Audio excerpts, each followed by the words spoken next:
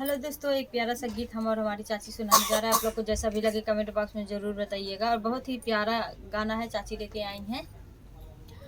करक कर कई राजनी दियाऊ नया वही करक कर कई राजनी दियाऊ नया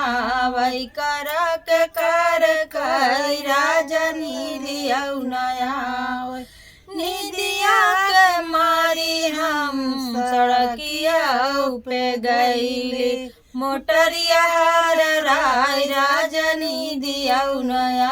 वही मोटरिया हर राय राजनी दियाऊ नया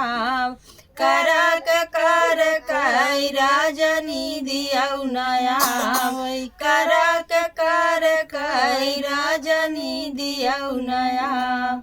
निदिया के मारी हम बगीचवा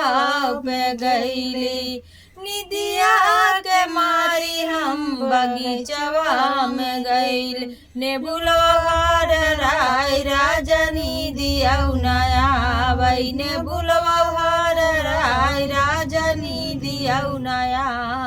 करक कर कई राजनी दियाऊ नया वही करक कर कई राजनी दियाऊ नया निदिया के मारी हम कुअनवा पे गईले निदिया के मारी हम कुअनवा पे गईले कुअनवा हर राय राजनी दियाऊ नया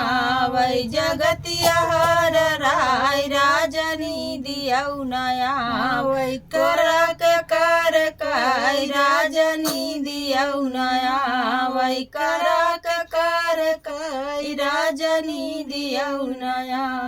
निदिया के मारी हम से जरिया पे गईले निदिया के मारी हम से जरिया पे गईले पियवा कर कराई हमरे निदियाऊ नया वही बालमुआ कर कराई हमरे निदियाऊ नया वही करक कर कई राजनी दियाऊ नया वही करक कर कई राजनी दियाऊ नया वही